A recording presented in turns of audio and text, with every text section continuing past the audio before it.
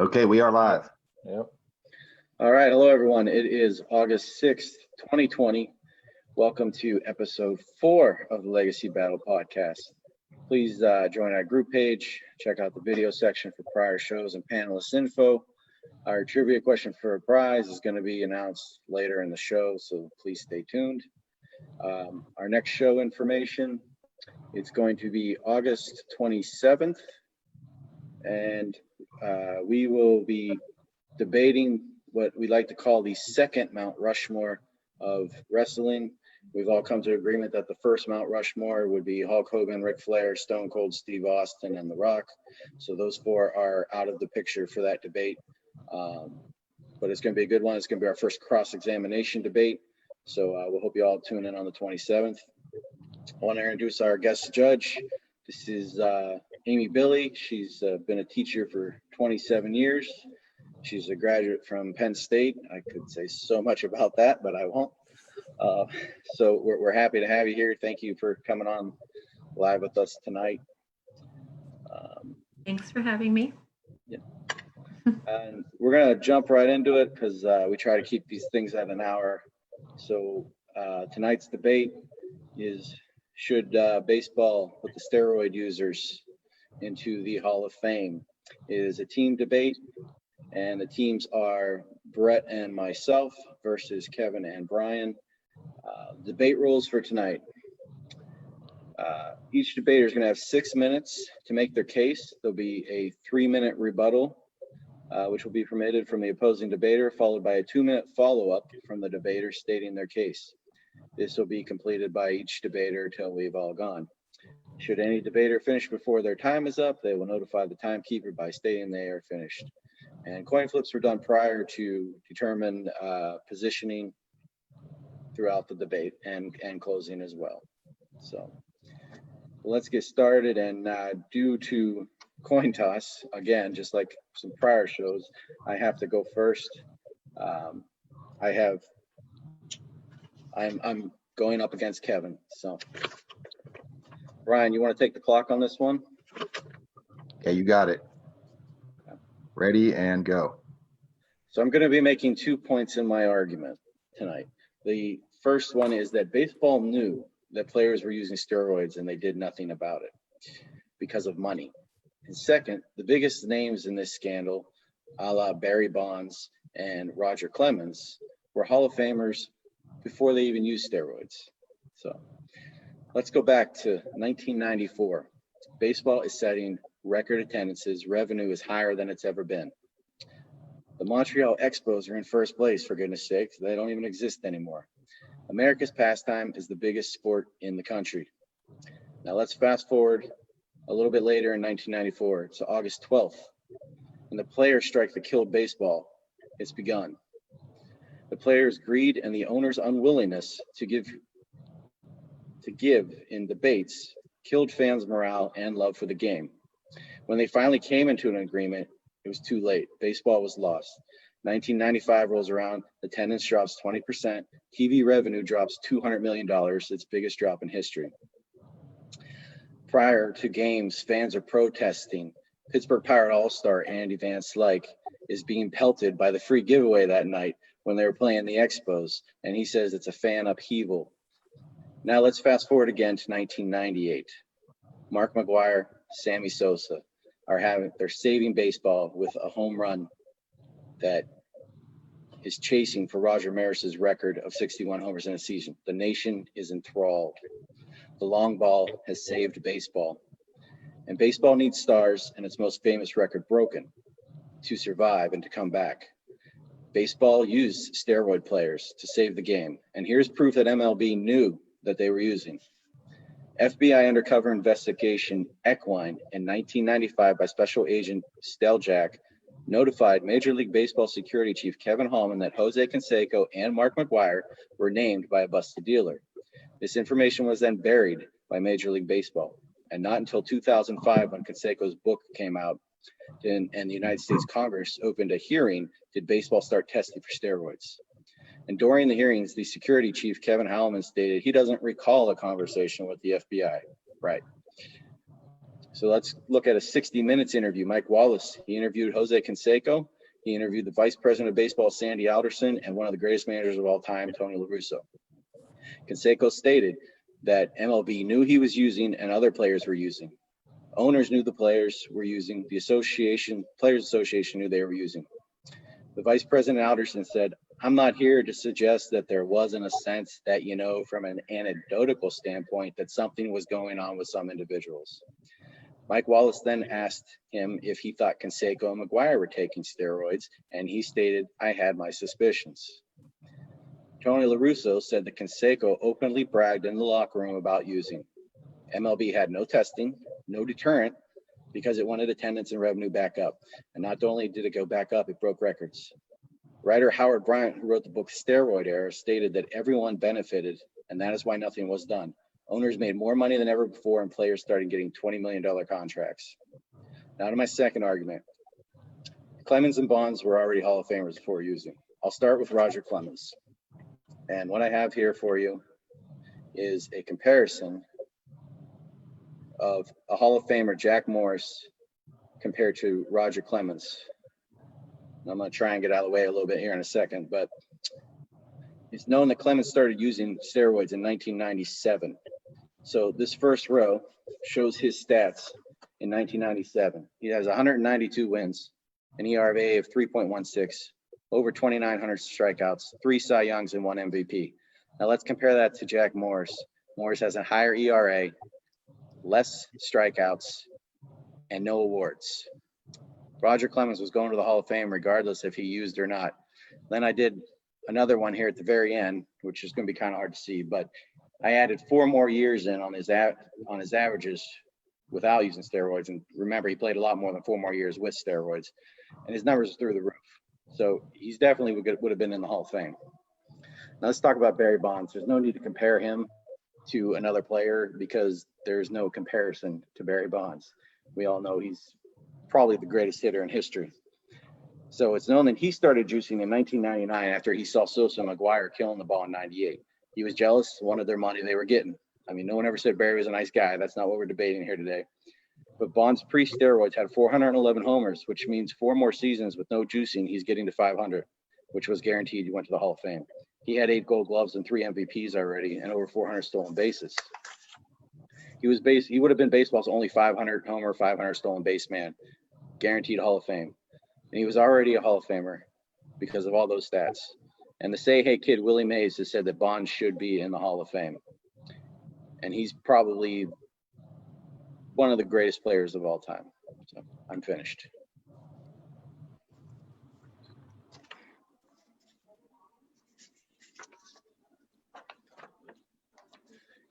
Kevin, you'll get a 3-minute rebuttal. Brian, you got that? Yeah. All right. And go. All right. So, yeah, stats-wise, before they did steroids, yeah, they still had some good numbers. But it doesn't matter. It's cheating, regardless of what you say. It doesn't matter how you cut it. Taking something to enhance your performance is cheating. If you're knowingly doing it and you're trying to conceal it, obviously you know it's wrong. It is cheating, regardless, whether you had good numbers prior to or you didn't. Yeah, Bonds had some good numbers before, but have you seen his numbers after he started juicing and he started getting way up there in the home run count? I'm going to go over Bonds later. And Roger Clemens, because I'm glad you mentioned them. I'm going to go over that in my argument a little bit later. But regardless, it's cheating. Doesn't matter. Performance-enhancing drugs are dangerous. It leads to more injuries. Bonds had plenty of injuries that he started getting once he started juicing. So did McGuire. It messes with people's emotions. It gives them those fits of rage and anger, causes more fights, which in turn can injure more players. It can cause early deaths to people because it explodes people's hearts depending on how hard they push themselves. It covers up the true talent of the players, or it covers up the talents that they don't have, because it's that what if question. What if they didn't do steroids? Would Bonds have broken the record? Would he have hit 73 home runs in his peak of juicing himself? Yes, they're still going to have skill from time to time. They're still going to have to be able to hit the ball, have that hand-eye coordination. But cheating is cheating. The drugs are banned for a reason. It affects your gameplay. Bonds and others said that they had to take it basically to stay relevant because they were starting to fade away. Their performance started to go, and they were afraid of losing their position. So they took something that they knew would give them an edge, which is cheating. And if you didn't get a boost from it, then why would you take performance enhancing drugs? If it didn't give you an effect of any sort, why would you take them? You know, I'm gonna put it this way: if Pete Rose, who is clearly a Hall of Famer, who didn't use performance enhancing drugs, he bet on games that his team would win, not against his team, so it wouldn't really affect the outcome of the game. He's banned for life from getting into the Hall of Fame. But he had the numbers, and he didn't cheat. So why should we let cheaters into the Hall of Fame? And for those two, the one judge that we have, the guest judge, and Brett Ebert, your teammate, who works at the schools, if a kid cheats on a test to get straight A's and gets caught before the end of the year to graduate and would have been valedictorian, should we still let them be valedictorian knowing that they cheated? Or should we give it to the next person? That's it. Okay, I get a 2-minute follow-up. Brian, let me know when you're ready. Okay, fire away. Gambling, Pete Rose, it's very wrong, but gambling doesn't give you a competitive edge. So that's the difference here. Yes, did they use steroids? Yes, they did. Most of baseball was using steroids. So how much was there really a competitive edge? I'll give you some examples. Hall of Famer Pudge Rodriguez played with Jose Canseco in Texas. Hall of Famer. He was being shot up by Jose Canseco in the locker room, along with Juan Gonzalez. Mike Piazza. He is admitted to taking performance-enhancing drugs. He is also known for his pimply back. That was always the joke around him. He's admitted to taking performance-enhancing drugs. He's in the Hall of Fame. Jeff Bagwell, he's a Hall of Famer. To this day, he refuses to answer any questions about steroids when he was hitting home runs in the middle of the steroid era. Juice records that you brought up, Kevin, that Bonds, he hit all these homers after he was juicing. It doesn't matter. I'm talking about Bonds before he was juicing. He was already statistically going to be a Hall of Famer. He was setting records even before the juice. Same with Roger Clemens. Roger Clemens had 3 Cy Youngs and an MVP. How many pitchers get an MVP? He was going to the Hall of Fame before juicing. I'm finished. All right. Okay. All right, we're going to move on to round 2, Brian versus Brett. Brian, by coin toss, you're going first. I'll take the timer on this one. You have 6 minutes. Are you ready? Okay. Yes. Okay. Go. I think it's very important that we have to consider the clean players. We have to acknowledge the unfair advantage that steroids gave to these users. And we have to acknowledge the clean players because the last thing that we want to do is to further insult them by putting these users in the Hall of Fame. These guys went about things the right way. We're talking about 80, 90% of the players back then, and they went about the right way. If we take and we put these users into the Hall of Fame, it's a slap in the face to these guys that follow the rules. Hall of Famer Joe Morgan, he's quoted saying, by cheating, they put up huge numbers and made great players who didn't cheat look smaller by comparison. That's just not right. He went on to say, it's gotten to the point where Hall of Famers are saying, if these users get in, they will no longer come to Cooperstown. They don't want to be a part of it if it's tarnished. Commissioner Bud Selig, whenever Barry Bonds took the all-time home run record from Hank Aaron, he's quoted as saying, Bonds is not the home run king. he still considers Hank Aaron a home run king. I mean, that's significant when it's the commissioner of the league just doesn't recognize it because he knows that Bonds was a cheater. Steroids, how do steroids help? Steroids doesn't help you with your, with timing on your swings or with, various parts of the game like that. But what it does help you with is it helps you with your muscle strength and it helps you with your healing rates. And you can gain muscle mass even if you don't lift weights. So you can skip, putting in the real work that you have to as an athlete by using steroids. Now, the steroid era is recognized from 1993 to 2002. So I've got some statistics to take a look at here. Let me get this turned around. Okay. So now these are the 10 years previous to the steroid era. This is 1983 to 1992. I'm sideways here. Let me get this right. Okay, there we go. The 10 years previous. So we're talking 1983, 1992. Runs per game were 4.29 throughout the league, and home runs were 0.82. Now enter the steroid era. Look at the difference. It shot up to 4.86 runs per game and 1.16 home runs per game.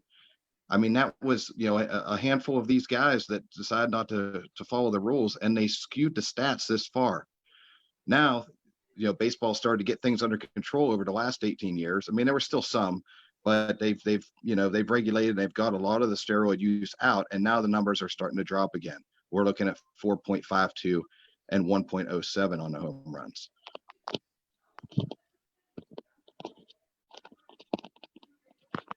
Okay. And also, in addition to that, 9 of the 10 steroid era seasons are in the top 22 all time for home runs per game.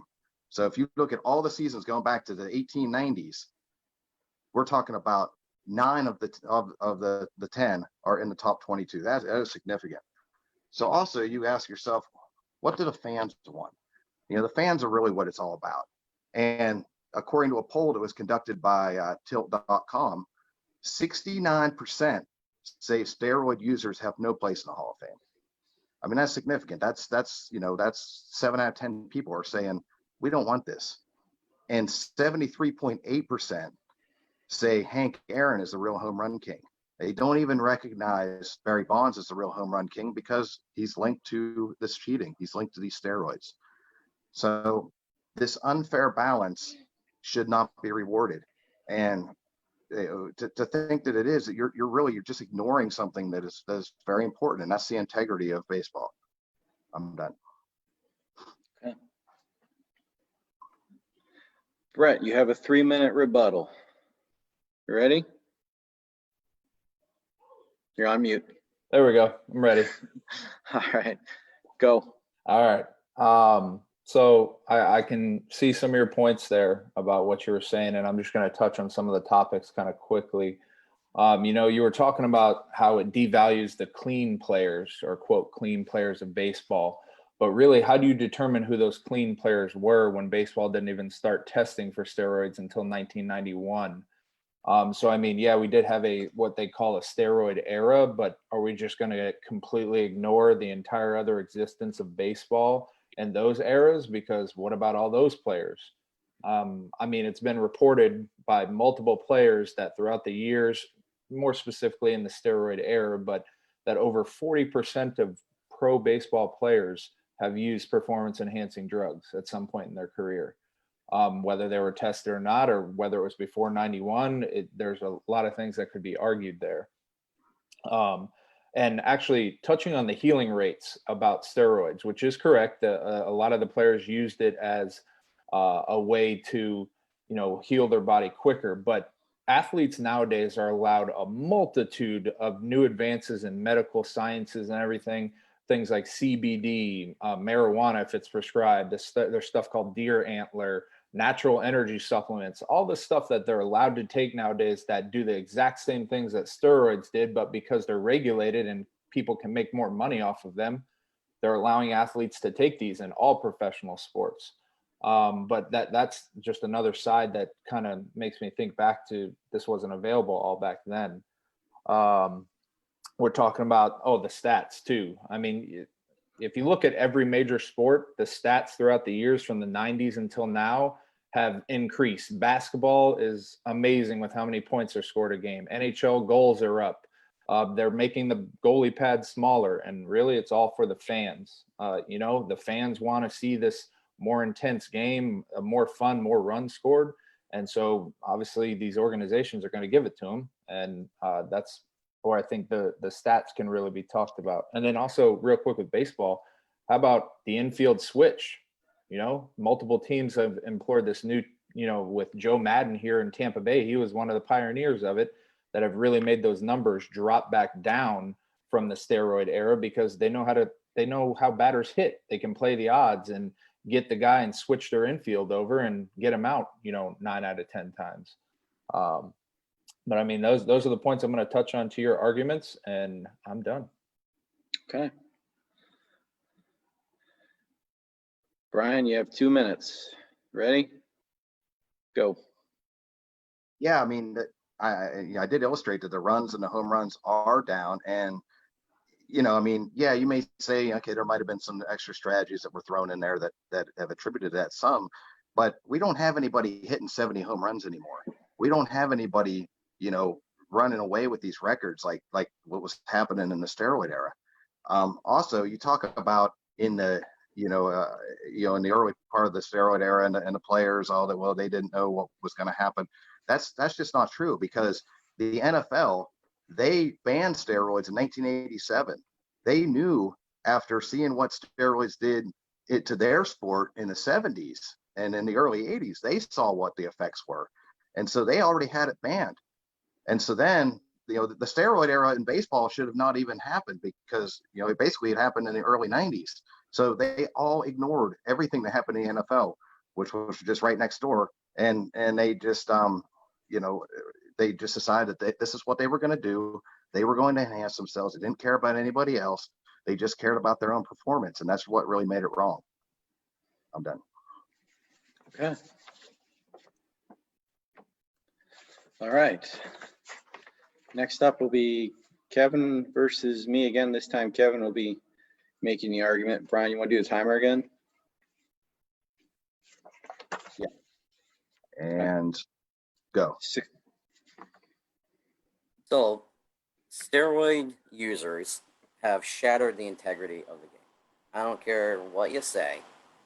They shattered the integrity of the game. The integrity and the honor of the game. This is America's pastime. This is one of the longest sports in the history of our country. Okay? Using steroids is cheap. I don't know how else to put it. It increases power, it increases speed, increases your performance, makes it easier to hit the ball farther, makes it easier to throw, the pitchers throw faster. Hall of Fame voting is based on players' record, playing ability, integrity, sportsmanship, character, and contributions to the team. Yes, their contributions to the team helped when they were using steroids, because it put their teams on the map and gave the sport, as Michael put it, brought it back to life. But they did it by cheating and doing something that was illegal, that they knew they shouldn't be doing. There was an influx of usage of steroids in the 90s and 2000s, and there was an undeniable surge in offensive statistics. Now, an example, Michael said that Bonds didn't start using until 99, but actually I had found that it was actually 97. Bonds started to, instead of decline at his age like most normal natural players, he actually turned into a far better hitter than ever before. His batting average went up 26 points. His home run rate went up 20%. When he hit 73 home runs, that was 24 more than his previous 15 seasons in the league. 24 more. 24 is what a lot of major league players don't even get in a single season. And he added that on top of his totals. Roger Clemens started using in 98. His final 2 years in Boston, he had an ERA, which if you don't know what ERA is, it's earned runs against. He allowed 4+ runs a game. Then he went to the Blue Jays around when he started using, and he won back-to-back Cy Young Awards. So his Cy Young Awards were won while he was using. Then He got 20 wins with the Yankees in 2001 and 18 wins with the Astros in 2004 at 41 years old. 41 years old, he's getting 18 wins and winning a Cy Young Award. Both of those years, you can't tell me that juicing did not help or aid in that feat. Players who knowingly take them, it's cheating to get a competitive edge. Hall of Fame honor is a privilege for those who have competed fairly, not trying to do something under the radar. Ken Caminiti admitted to using steroids in 1996, and he won the MVP that year. That's the only year that he really had any major accomplishments. He also won the Silver Slugger Award that year. He made 3 All-Star games. Only one was before he started using. The other 2 that he made were after he started using, 96 and 97.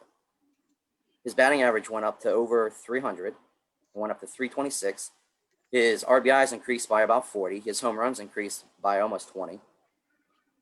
And he played that whole 96 year with a torn rotator cuff. And he was juicing that year. Tom Verducci, who's a sports writer, he quoted saying that McGwire's forearms looked bigger than his own neck. And McGwire actually told him that his forearms were 17 inches around. My neck is 17 inches. His forearms were as big as my neck. Bonds, he said, his upper body bulked up like he was Incredible Hulk. Just to show you, pre-steroid use to after steroid use. Look at the difference in size. You're telling me that that's not going to give you a competitive edge? That's not going to help you hit the ball farther? Prior to the mandating testing, players could use whatever they wanted. Games were being won and lost not because of skill, but whoever had the best chemist, whoever can concoct the best formula was helping these teams win games. Juicing or out of the job or being disadvantaged is how players felt that weren't juicing. The players that were playing fair felt that they were at a disadvantage or they were going to lose their job because of the players that were using. Caminiti said that there was a secret society where they discussed their usage. They did it under wraps because they knew it was wrong. Bonds hit 40-plus home runs 2 times pre-steroids. Post-steroids, he hit 6 times. One of those was the 73 home run season, during an age where people decline in performance, his mid to late 30s. He batted over 300 5 times pre-steroid use, and that was just over 300. After steroid use, 6 times, and they was in the mid to high 300s. His on-base percentage increased to over 500%, and one season at 600% because nobody wanted to pitch to him because of his power, which came from steroid use. So they were walking him more times. He walked 190 times the season over 500 and 230 times the season over 600. He had 317 home runs, which is 72 more than all 18,000 other MLB players from age 35 on when he started using. So he hit 72 more home runs after 18,000 other players after he started using steroids. Players over the age of 35 battling for the title, or pitchers battling for the ERA title, dropped by 40% since the testing was implemented. You know, there was only, out of the 137 seasons, there was only 2 seasons where 60 home runs was achieved. One was in 1927 when Babe Ruth hit 60. The other was in 1961 when Roger Maris hit 61. You know the other seasons that had 60-plus home runs? 1998 through 2001, where there was somebody over, actually 1 or 2 over 60 home runs pretty much every season except for one, and they all were linked and proven to have used steroids.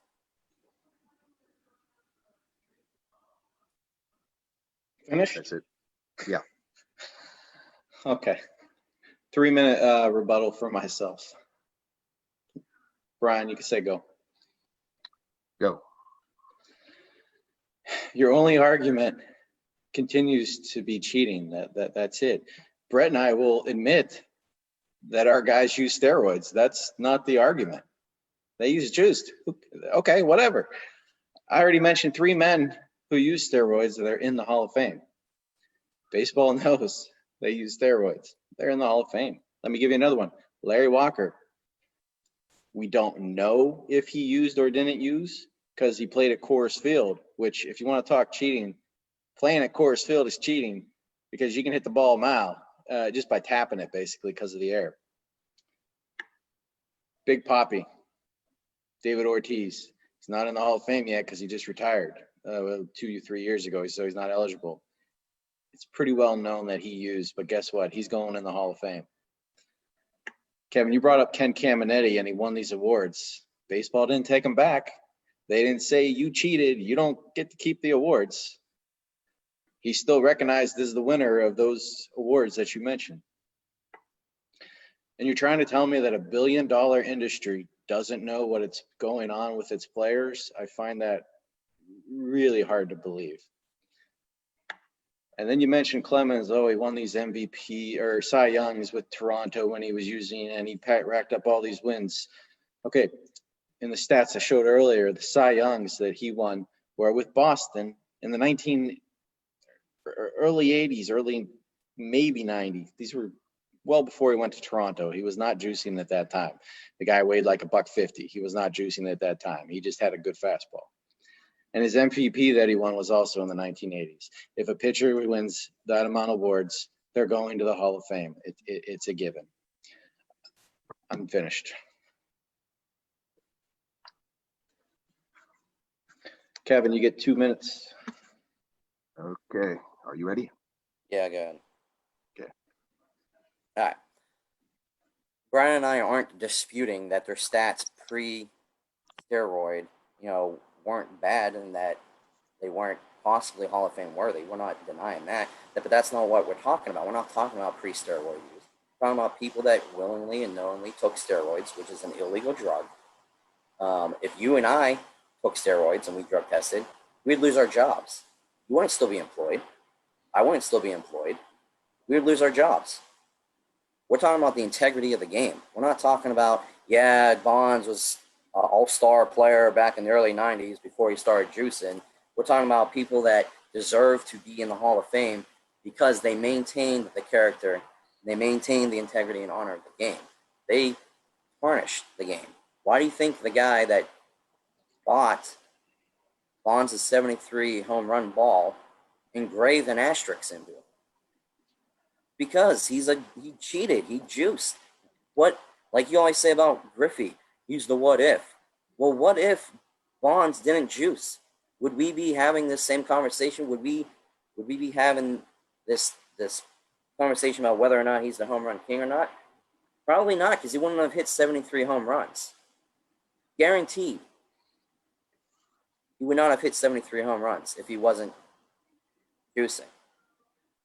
We've clearly shown how it increases your performance.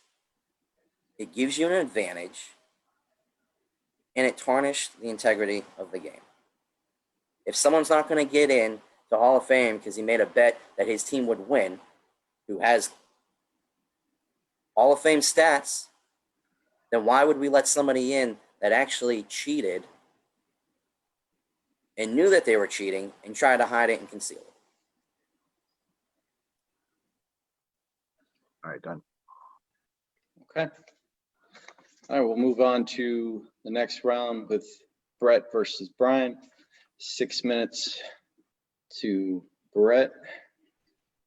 Are you ready, Brett? I'm ready. You're off mute this time? Yeah, I think so. All right, ready? Go. All right. So, yeah, we're just going to start with, is cheating in any sport morally wrong? Absolutely. I don't think any of us are denying that point. But what's also not to say, who says that anyone who's ever cheated in a sport can't be acknowledged for their entire career instead of just that snapshot or a small couple of years of what went on? Because I can tell you one thing, cheating has been a part of baseball, actually all sports, if you really want to think about it, for years before the steroid era ever came along in baseball. And actually, baseball just chose to ignore it until it became public. Then they had no choice but to address it. Again, that moves back to baseball not even banning steroids until 91. And then you talk about, what about all those athletes before 91? Are we supposed to put an asterisk, next to them? Because how do we know whether they used or whether they didn't? But again, it's been proven. Baseball players have spoken out themselves throughout the years that most players before the steroid era took place took multiple supplements, amphetamines, banned substances that would have had them ineligible for the Hall of Fame. But again, it was never tested for. And I'm going to jump real quick to another sport. This is directly reported that from 1970 to 1990 in the NFL, it's been reported that around 80% of players took some type of PED, performance enhancing drug. And in those years, there were 82 players who have been selected to the NFL Hall of Fame. So again, all before this point, sports are just taking all these players. They didn't care what was going on. There are players in the Hall of Fame of every sport who have used PEDs at some point. So now we're just excluding a small group of players because everything became public and the league's trying to save its name. And here's one of my main points, and we've been touching on this. Everyone says that steroids helps players. It gives them what's, quote, an advantage over any other player. And I'm going to talk about that advantage because you can argue that any player who has ever had an advantage of some type should be kept out of the Hall of Fame if we're just talking about steroids or anything. And I'm talking about pine tar. I'm talking about corked bat, betting on baseball, Vaseline, or what other substance pitchers can use to make their fastball or their curveball different. Small ballparks. We talked about Babe Ruth. Babe Ruth played in one of the smallest ballparks known in baseball history, yet he has some of the highest home runs. But isn't a small ballpark an advantage? Are you going to put an asterisk next to Babe Ruth because he played in a small ballpark? No, because he did. His career spoke for itself. In past, pitchers played on higher mounds than what they have now. They reduced the mounds because they said the higher mounds gave those pitchers an advantage over the batters. Should we put an asterisk next to those pitchers because they're in the Hall of Fame because they had that advantage? Let's look at some current stuff going on in baseball. Justin Verlander, guaranteed to be a Hall of Famer, first ballot when he retires. He's still playing. Look what his Astros just did last year. His Astros just had one of the biggest cheating scandals ever. Is he going to be kept out? Are all those players on that team who might have been possible Hall of Famers going to be kept out of the Hall of Fame?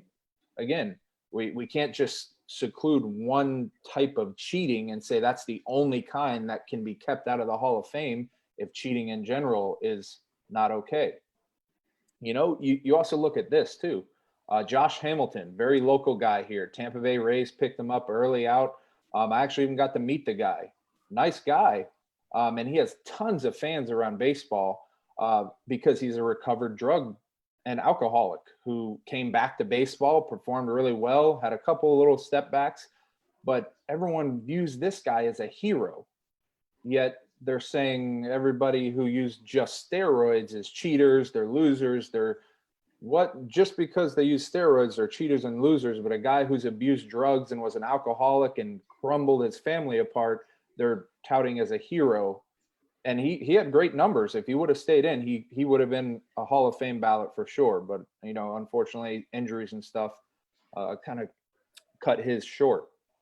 And again, I'm going to touch on, the part that most players in the steroid era were great before they ever started taking performance enhancing drugs. Their careers would have spoke for itself to be in the Hall of Fame. They made a poor decision. But aren't we a country of second chances? Aren't we a country that allows people to make mistakes and grow from it? We're not talking about somebody who tested positive 2 years in, then 5 years in, then 10 years in. We're talking about these guys who were tested, they got popped, and then they tried to move on from it. You could take Alex Rodriguez. He got tested and got popped, and then 2 years after he stopped taking them, he was league MVP. And then 4 years after, or 2 more years after that, he was the league MVP again when he was not on PEDs. So, again, if we're looking at all this together, I just think there's too much to say we're going to seclude this one group of players from the Hall of Fame when we need to look at the bigger picture here. I'm done. 3-minute rebuttal, Brian. Ready? Yeah. Go. Okay. So you said, who made a mistake and then, made one mistake during their career and then, and didn't pay for it forever. I got one that comes right to mind was the Olympian Ben Johnson when he juiced in the race against Carl Lewis. He was immediately banned. That was it. He was done. Gold medal given back. That was it. When you cheat, you have to get punished. You talk about Babe Ruth and the small Yankee Stadium or whatever. I mean, that is not performance enhancing. We're talking about performance enhancing. I mean, Babe Ruth's typical game day preparation was a New Jersey prostitute, hot dogs, and cigars. I mean, that was what he was all about, and he still hit 700 home runs. The thing is, we got to draw the line. We have no idea about the Astros, what's going to happen in the future with the Astros. That cheating thing just happened, but we have to draw the line. We have to say, look, things may not be right in the past. There's some things that we don't know, but these guys we know about, and this is where we can, deter people in the future, because there may be a guy that's in the league right now that's saying, I don't know, should I bend the rules? Shouldn't I? These guys made it to the Hall of Fame, and they did it. So maybe if I keep it quiet and, I say I'm sorry later, maybe it'll be all cool. We don't want that. We need a deterrent, and so, that's what I'm saying. You talk about the guy that was on alcohol and drugs. I mean, that's a great story, great redemption story and everything, but it's not performance enhancing. That's what it comes down to. It makes you better. And the clean players, we don't know who would have rose up. You get into the intricacies of baseball. I mean, a guy who may have come to the plate who didn't come to the plate, a guy who may have made the team who didn't make the team. I mean, there's so many different times where it comes down to, just one select pitch that changes everything in history. We have no idea what was changed because of these guys that took it into their own hands to enhance enhance their production by cheating. I'm done. Okay. Brett, 2 minutes. Ready? Go. All right. I see your point about the Olympian too, but I want to focus on baseball and how baseball has chosen to ignore it until a specific point. And then we talk about performance enhancing. So we'll go back again before 1991, where I'm going to talk about a Hall of Famer. He is in the Baseball Hall of Fame, Mike Schmidt. He is actually said to be the greatest third baseman to ever play baseball. That is a direct quote. He has publicly admitted to taking amphetamines multiple times for its energy boosting and recovery aspects of it. And he said he used it throughout his years of playing baseball. Yet again, why was he not caught? Well, because they didn't really care to test for it. It was not something that they wanted to look at then. They didn't care as long as baseball was going along and it was making money. And again, even though he used amphetamines, he's in that Hall of Fame. And we look at, if you want a deterrent, you have to for a deterrent to work, you've got to set a strict set of policies and guidelines to follow. You can't have, I'm going to test here, or I'm going to discount these players, or I'm going to say only steroids and not other performance enhancing drugs count. If you want a deterrent, the league needs to make a actual deterrent. And I don't think they've even done that to this day, because not only are there still players using performance enhancing drugs and getting away with it, we've got other aspects of cheating now happening in baseball that are really blowing the sport up. I'm done. Okay. All right, we're going to go into our closing arguments. Each of us has up to 2 minutes. The order for the closing arguments is myself, Kevin, Brian, and Brett. Brian, you still got your timer? I do. All right, you can time me and Kevin, and I'll take you and Brett. So let me know when you're ready. 2 minutes, correct? Yes, sir. Okay. All right, go ahead. My opponent's argument is a morality issue. Is what they did wrong? Yes, we admit that. But that has not kept other players out of the Hall of Fame, as we mentioned. Players have been looking for a competitive edge since the game started in 1869. Pitchers were using spitballs, the shine ball. Gaylord Perry admits to greasing the ball, Hall of Famer. Mickey Mantle used steroids in 61 to get better, Hall of Famer. Roger Hornsby admits to cheating and watching teammates cheat, Hall of Famer. Ty Cobb is a known racist who went into the stands and beat up a handicapped person, beat up a groundskeeper and his wife. He's in the Hall of Fame. Let's look at other Hall of Fames that people have some serious issues. Boxing, Oscar De La Hoya raped a minor. He's in the Hall of Fame. NBA, Charles Barkley threw a man through a window, Hall of Fame. NFL, Michael Irvin stabbed a man, Hall of Fame. Lawrence Taylor is a registered sex offender, Hall of Fame. O.J. Simpson is still in the Hall of Fame, for goodness sake. Let that sink in. O.J. Simpson. Baseball wanted home runs. It still wants home runs. We all know last year the record for most home runs has been set 2 years in a row by the entire league because they've been juicing the ball. Baseball wants home runs because home runs equals money and fans. I'm going to finish on this. Brett mentioned the 2017 World Series champion Houston Astros. Brian said that we don't know what's going to happen to them. Their sentence was already given. We know what happened to them. The Houston Astros were found to have cheated to get a competitive edge. Major League Baseball did not take their championship away. So why take the ultimate prize for a player, the Hall of Fame, away from them if you're not taking away the ultimate prize for a team of a World Series? That seems like a double standard. I'm done. All right. So now it's Kevin. Kevin, 2 minutes. Yep. Okay. You ready, Kevin? You're on mute, Kevin. Sorry about that. Start him over. Okay. Go ahead. All right. So, title of the show is should steroid users be allowed into the MLB Hall of Fame? We're not talking about other sports here. You guys keep saying, oh, well, you know, we're talking about baseball, and then you guys have both gone off into other sports.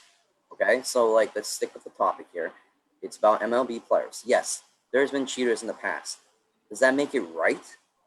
Does that mean that we should just let everybody cheat in the future and it's okay, we're going to let you get away with it, we're going to still promote you into the Hall of Fame? We can't answer to the people in the past.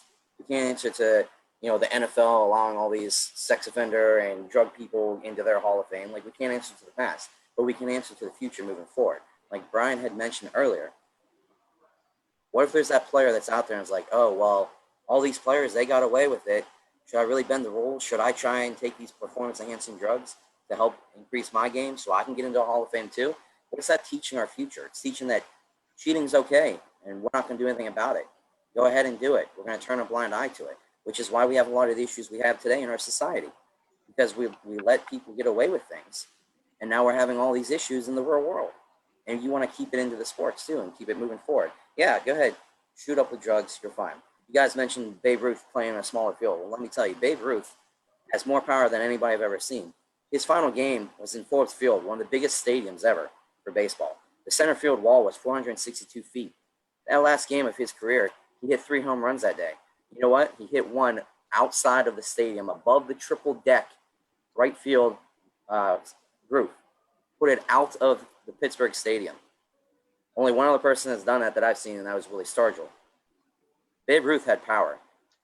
Doesn't matter if it was a small field. It wasn't something that he can control. That was already in place. He didn't make the field smaller to give himself an advantage. That's just how the field was. You guys keep saying, oh, we should put asterisks because the field was smaller. He didn't do that.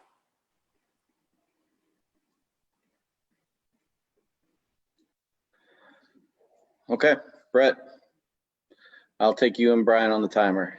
You ready? Ready. Go. All right. Closing here, I would say, yes, other sports matter. Yes, past players of baseball matter when we're talking about whether these players should be accepted into the Hall of Fame. Cheating in baseball has literally existed as long as the game itself. We talked about the points, stealing signs, doctoring balls, corking bats. Cheating has become a part of the game. And actually, there have been coaches that said it's entirely acceptable as long as you don't get caught. No. Do I believe cheating? Yeah, it's morally wrong. But the fact of the matter is that it exists in every sport, that professional sport that is played today. You want to look at it, a couple things, and I'm going to bring up a different sport. Look at the New England Patriots, 6 Super Bowls. They've been caught cheating multiple times. Nothing's been taken away. Tom Brady could be looked at as one of the best players of all time. Should he be kept out of the Hall of Fame? Because Barry Bonds is one of the greatest players of all time, and they're saying he should be kept out of the Hall of Fame, again, for cheating, the exact same type of thing. All right. And I want to look at this too. The last thing I'll talk about here is too a player of Manny Ramirez. And when I talk about baseball creating standards that can really stop cheating, because I believe that people should be punished if they are caught with it. Manny Ramirez was caught a second time for performance enhancing drugs, and he was suspended for 100 games in Major League Baseball. That is an acceptable offense to me, is take the steps to eliminate this from the game if you really want it out of your game. But you can't go back and say, we're going to keep these guys out who had Hall of Fame careers. We're going to keep them out because, it looks bad if we allow them in because they juiced once, when 40 to 50% of the league was doing the same thing. Again, double standard. Baseball contradicts itself every single year. I'm done. Okay. Brian, 2 minutes. You ready? Yeah. Go. First off, I mean, you talked about that, baseball benefited from the juicing, and there may be some truth to that. But one thing you have to remember is that baseball and Cooperstown are two separate entities. Cooperstown looks at baseball and it says, these are the players that we want to honor. These are the guys that that fit our criteria. When you talk about the cheating, the different stealing signs and doctoring the balls and these kind of things, those are not good, but they're not to the same level as injecting something into your body that there's been several people have died from this. It's a very, very dangerous thing. And it's not something to be taken lightly. Nobody's dying from somebody corking a bat. Nobody's dying from somebody stealing a sign, but people died from steroids. And that, this was a completely life-changing, just a culture-changing thing. And so we can't make light of it. We have to draw a line in the sand and say, look, this performance-enhancing drugs, any type, we can't accept it. We can't reward people for it. You're talking about guys that have gotten punished with season-long punishments, for steroid use, after the steroid era has been finished. That's fine. That punishment is in the here and now. But these guys got off scot-free. They never got punished, so they have to be punished in some way. They never paid. Barry Bonds never paid for his crimes. These other guys never paid for their crimes. They have to pay for them, and this is the only way to do it. I'm done. Okay. All right, great. So before we get our judgment, we have our trivia question for a prize. Since next month's topic is a wrestling topic, our trivia question is wrestling based. If you want a prior prize, sorry, you are currently ineligible to win again. First person to respond in the comments will win. If no one answers that's watching live, we'll post the question in the group page like we've done in the past. You have to answer all parts of the question. So here's the question. Which wrestler played a Santa Claus in Jingle All the Way? Which wrestler played a bouncer in Roadhouse? And which wrestler was the super shredder in Teenage Mutant Ninja Turtles, Secret of the Ooze? So if you get all three of those, we'll get you. That was a classic. We'll get you a prize mailed out. And man, Super Shredder was like really only in that for what, like 10 seconds? Yeah. Before he was crushed. It changed my life, though. It changed your life? Yeah. So, and just a reminder, our next show is August 27th. So we hope that you all tune in then. And please, throw comments out, throw in your own debates on that group page. Let's get some good conversations going. So she's been quiet for 54 minutes. Now it's going to be her turn to talk, and judgment comes for us all. So, Amy, Billy, what do you got to say here? Who are you picking? All right. Well, first of all, I think it's really interesting that you asked a teacher to weigh in on a debate about cheating. I made that comment in my argument too, remember? My second choice was a judge, but so you all had some really good points, but I have to go with Kevin and Brian. I really do. It's a different type of cheating. It's not, and I guess just rewarding people for doing this is just wrong, and it sets a precedent. You know, and you mentioned, you know, with the Astros and the big thing, like, oh my gosh, you know, they cheated. What's going to happen? We don't know what's going to happen. You know, they may, and I think, and you made a really good point about the fans too. The fans don't want this. The majority of the fans don't think that people who use these performance enhancing drugs should be in the Hall of Fame. And you know, if baseball is all about the fans, you got to go with what the fans think. Yeah, I just, you know, as a teacher too, I can't reward something like that. You know, I hear that all the time. Well, I was just using my resources, you know. But you knew what was wrong, and they knew what was wrong. Their stats, before and after, I don't know. I just can't do it. I can't rationalize that type of cheating, especially when it's dangerous and it could encourage future players to try something that could really really, you know, harm their health. And I just think that's important. You know, they baseball players, whether they want to or not, they're public figures, and they have an obligation to their fans to do the right thing. And you know, they knew they were doing the wrong thing. They got caught. Yeah, maybe there were other people that used them too and they didn't get caught, but you have to, you can't ignore it. I can't ignore it. And I don't think that they should ignore it, especially when it's something that could harm the health of so many future players. So that's Okay, next time I'm gonna get a bank robbery I don't have a judge. gavel, Maybe. so. That's fine. No, we thank you for your judgment, and that is the first win for Kevin and the first win for Brian.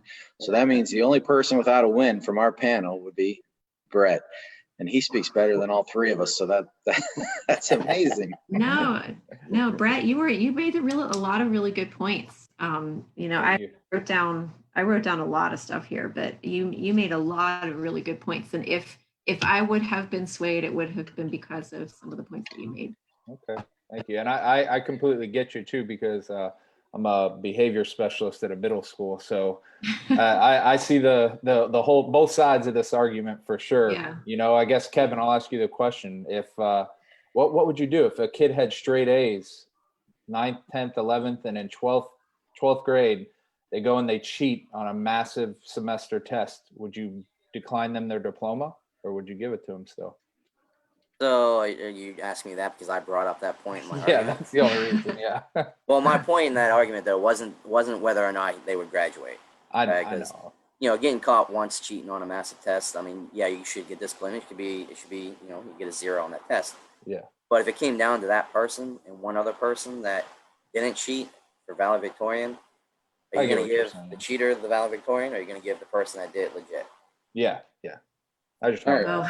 Well, Yeah, cheating is, I mean, everybody cheats. Mm-hmm. Everybody cheats. And it's depressing, honestly.